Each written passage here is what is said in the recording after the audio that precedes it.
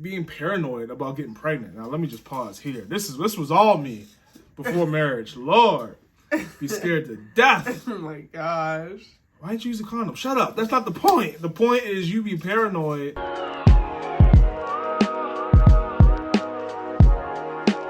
What's up, fam? My name is Tim. This is my beautiful wife, Pauline, and you are tuning in to another episode of the W Podcast, where you get wisdom in the word with the Wheelers. Hey. And today we are talking all about why sex is better in marriage. Yeah. See, so often in Hollywood, glorified is the premarital sex, is the encounters where you're sneaking somewhere, trying to have sex with somebody. And we want to talk about what does it look like for godly marriage sex to be good? Because honestly, I feel like in culture, like whether it be a movie, like, oh, you married, you got the ball and chain, like your sex probably dry, it's probably boring, and that's a lie from the pit of hell. And we want to come to challenge that today. So we're going to do a little pros and cons list. Right. Pros and cons of premarital sex, pros and cons of married sex, and then allow it to be up to you to decide what makes sense for you. So let's get started. We're going to talk about the pros of premarital sex. I'll start it off. First of all, let's just be honest, y'all. Growing up, I don't know about you, but sex was often like, just don't do it. Yeah. Just stay away from it. It was almost as if sex had no pros attached to it. Yeah. And that's not this video. Like, we're going to be honest. Like, one of the pros of pre-married sex is that it feels good. Like, let's just be, like, it feels good. The actual feeling. I'm not talking about sin. I'm not talking about how you feel the next day emotionally. I'm just talking about in the moment. Yeah. If you're doing it right, it feels good. Right. And obviously that's a huge pro, right? Or else so many people wouldn't do it. Or we wouldn't be tempted to do it, number one. But a lot of people do it. And there's a reason for that, right? Like, people aren't crazy. Yeah. Now, that's the end of our pro list for premarital sex. Short. Let's go into the cons. The first one is emotional confusion. Oftentimes, there's this saying of friends with benefits. Yeah. And maybe that has worked for somebody. I'm not going to say it's never worked for anybody. It can work momentarily. It can work for. But eventually, if you continue to have sex with somebody, there's going to be some type of feelings involved because sex was meant to draw you closer to your spouse. So if you're having sex with somebody, it's designed to make you draw close to somebody. Right. But the problem is, if I'm having premarital sex with somebody and it's just a one-night fling for them, but emotionally, I feel connected to them. Right. It's natural that there's going to be some disconnect. Right, yeah, and that can make it really hard, especially, for us women who are more emotionally aware. And guys have emotions, of course, and, have the same amount of emotions. We just stuff them. Yeah, I think women are just kind of more out there with their emotions. Men are kind of more modest with their emotions, but they still have them, of course. And maybe they don't have the language to communicate it. But this is a big one for women, is the emotional confusion of oh, well, we had sex, so I thought that means you like me. I thought that means you wanted to be together forever. And that's something that I know we both can relate to, of okay, well, this act means this. And it's to some people, no, it doesn't. It doesn't even mean that, you're in love with that person. And that's so true, because we see and know people who have sex, with someone who they don't even know. They met that day, or they met online, or whatever the case is. So there can be a lot of confusion about what sex means because of that confusing piece of it. Yeah, and that leads to the second point, where one of the cons of premarital sex is that it can lead to a lot of insecurities for some people. Yeah. For some people, you have that insecurity of, will this person leave with me? Yeah. Was the sex not good? Right. Was it good enough? Right. How does it compare to the last person? Right. And that could cause a lot of insecurities. The third con is being paranoid about getting pregnant. Now, let me just pause here. This was all me before marriage. Lord, be scared to death. Oh my gosh. Why'd you use a condom? Shut up. That's not the point. The point is you be paranoid about, did this person get pregnant, because you don't want to be in a long-term relationship with this person, so you don't want to have a baby with them. So it can lead down a long rabbit trail. Especially if you're younger, if you're in high school or college, or you're just basically at a place. And a lot of times if you're not married, you're not in a place in your life where a child would really be a blessing or something that you would want. I'm not saying obviously that's the case for everybody, but I mean, the Lord did design sex and marriage for a reason, because it's the best place for children to be brought into. So even if you are in your 30s or your 40s and you're having sex outside of marriage, you probably would be paranoid. You're making sure, condoms are in use, or you're making sure there's some type of contraceptives that are involved, because you are low-key paranoid that there could be a baby. Yeah, the next con is that you're going to have memories of those other sexual encounters. Now, some people, they've had so many sexual encounters, they blur together. Yeah, it's just all blurred together.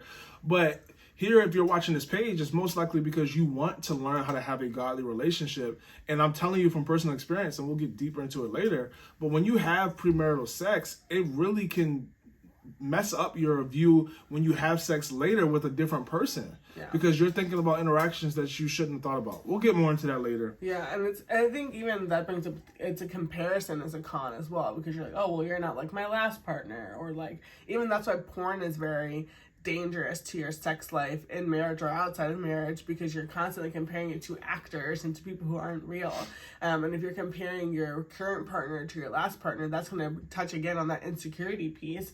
And even just to go deeper with that, with the insecurities, a lot of times, you know, sex is very intimate, of course. Like, you are a lot of times, you know, sharing your body and parts of your body, parts of yourself with somebody that aren't normally shared with the general public. So that's another place where insecurities can come in, because you're like, oh, well, they saw this part of me. They know me in this way that other people don't know. And like, if you stop being in a relationship with that person, you do have an insecurity, like, well, what are they going to tell their friends about me, about my body, about how I was when we had sex? And that leads to the next con, which is you can feel used if you have premarital sex. It's for all the reasons that Pauline just mentioned. So I think that's a great tie-in. And the last con for premarital sex is diseases. Like, that's just a real part of it. Yeah. You don't know how many other people that person been with. You don't know how they've taken care of themselves, how the people that they were with took care of themselves. We didn't really touch on it, but this can also lead to different soul ties, because you got so many different people that are sleeping with people. So it's just not worth it. Yeah, people have the saying, or there's a saying out there that says, you know, every person that you have sex with, you've had sex with every person they've had sex with.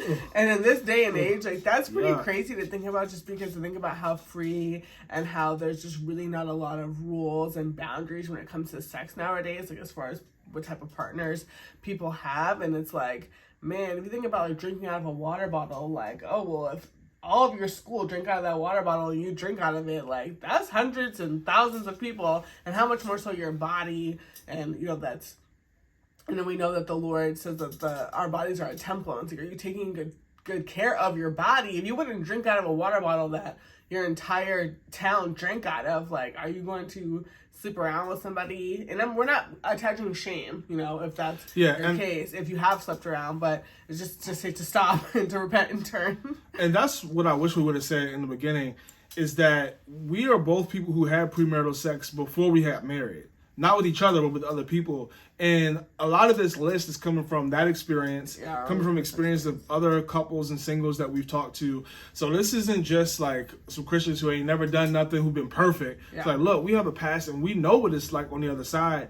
And we also know what it's like to have sex in marriage. And we want to be able to share from our experience. Right. Look, it can be better if you do it God's way. Right. And I think ever since I've gotten married, I've seen more and more, like, comparing the two experiences. Like, I get it, God. I get it. I get why you want us to have sex only in marriage. It's so much better all around. And with all of the concerns that you have when it comes to having sex outside of marriage, like, it's honestly paint sex in a bad light. And that's not what the Lord wants. And He wants us to sex, which is what He created, to be painted in a good light. Yeah. So let's get into the pros and cons for married sex. Pros right off the bat. It feels good. We talked about that for the non-married too, but when you're married, it feels good. It's good in the moment, but here's the thing. It's good after the fact too. Yeah, there's no guilt. I don't know about you, but when I was having premarital sex, there was a time where, not all the time, but there were some times where I would have it and then I would feel a little bit of guilt. Only a little? Oh, just a little bit. A little bit of guilt, like, I know this ain't what God want me to do. Right. But when you marry, ain't none of that. Right. It's like, we just did it all. Yeah. And I feel great. God is pleased. Yeah. Worship to the Lord. Yeah. So that's a pro. The second pro is that you feel safe. Yeah. If hopefully you're in a healthy marriage, now a lot of this is going to depend on also the status of your marriage. Right. And just because you're married doesn't mean your marriage is healthy or it's godly. Right, because a lot of times sex in marriage is an overflow of how your overall marriage is doing. Right, and I'm glad you brought that up because there is such thing as rape in marriage and sexual abuse and just abuse in general in marriage. And just because something is happening in the confines of a marriage covenant doesn't mean that it's godly or that it's healthy. So all of the pros we're talking about are in a healthy, mature, godly marriage. Right. So the next one is security. There's a sense of security. Like, I know that you're with me. I know that I'm with you. We trust each other. Right. I can give you all of me, and I can trust that you're not going to leave me or think less of me. Right. That's a real thing. Right. Yeah, I mean, that safety piece is was so important for me because I know for me in a premarital sex situation or relationship, I was very much like, man, if this isn't good enough, I basically put everything on the line, and it was like I have nothing else to give, and it was kind of like performance-based type of oh, this is supposed to be keeping our relationship together, that type of thing, versus in marriage, it's very much okay, I'm not afraid you're gonna leave because of this. We've already committed to this. He's already locked in. He's already here. I'm here. It just is a much better. There's less pressure as well, and it's not as performance based because sex is not gonna be great every time. Yeah, and that leads into the next point. Is there's less embarrassment. That's one of the pros. Yeah. It's not really an embarrassment again in a healthy marriage where you're performing and you don't feel like you're doing your best sexually. Because like Pauline said, not every time is going to be great. And sometimes when you're in that one night stand, if you had an off night, that's rough. She's going to tell her girls in the group chat, this guy sucks. Yeah. Yeah, I mean, and also that's another pro of it too, going on with the safety, is you don't have the risks of your actions and your just your actions being misinterpreted as much versus some people have interesting, sexual preferences and things like that. And as far as just aggression, and a lot of guys have gotten in really, really tough spots because they want certain things, and a girl can misinterpret that, or vice versa, and it just gets very, very dangerous because you're not known in that relationship. You don't have the emotional context and the personality context to know as much as you would in a marriage, to kind of understand who you're with. And you were talking about embarrassment. That goes on the emotional side, but also the physical side of y'all, if we're being real, sex can be gross. Not gross in a bad way, it's bad, but gross it's bodily functions. It's your body sometimes, you're going through things, especially us as girls, if you're having, a rough time, it's gonna be, you want to be in a safe place because it's a very vulnerable action, very vulnerable, act, as it's supposed to be. And sometimes you may feel oh man, just very exposed, and it's not something that somebody who's not emotionally committed or doesn't know you in that way can support you. Yeah. Next one is the fear of pregnancy is much different. And here's why I say this though, because there are some people who are married that don't want to have kids. So that can or at still, least not have kids on that specific right. time. So that can still be in play, but at least that if you do want to have kids, one day you want to have kids with that person. Whereas if you're just having a random one night stand, or you dating somebody who is just not a good person overall, but they're good in the bed, you don't really want to have kids with them. Right. So it's just a different vibe when it comes to the act or the reality that you could have kids as a result of the action. Yeah, because we actually know people, a guy who was very free sexually in college, and he had a one night stand and ended up having a child with that girl, but he wasn't in a relationship with her, and he didn't really know her that well, and now they have a child together, they're raising their child together, but he's very I didn't know you were like this, and you're raising my kid in a way that I don't really agree. There's just a lot of unnecessary drama. Right, because he didn't know her, and some people may be sitting here saying oh, well, you can get you can not follow through with the pregnancy and those different things, and of course, yes, people do make those choices, but those aren't easy choices to make. Yeah, the last pro that we have, not saying it's the last pro overall, but just the last pro we share in today for married sex, is that you will feel closer to your spouse. That's actually one of the designs that God has for it, is for you to be closer to your spouse. And it really does make a difference. Like, I'm just gonna keep it 100. Like, I be telling her, like, yeah, I'm gonna go buy you a purse now. I'm gonna go buy you like, you just feel different. Just be honest.